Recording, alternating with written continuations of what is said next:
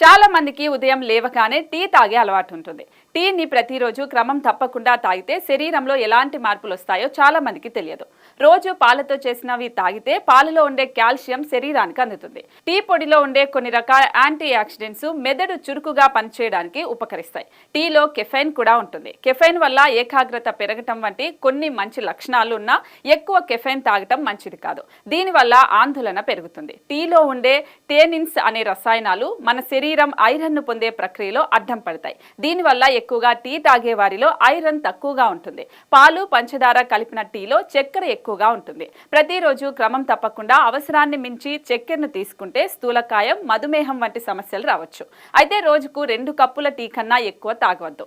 వీలైనంత తక్కువ చక్కెర వాడాలి. ఎక్కువ టీలు తాగేవారు నీళ్లను కూడా ఎక్కువగా తాగాలి. అజీర్తి వంటి సమస్యలు తలెత్తినప్పుడు పాలతో చేసిన టీని తాగడం మంచిది కాదు.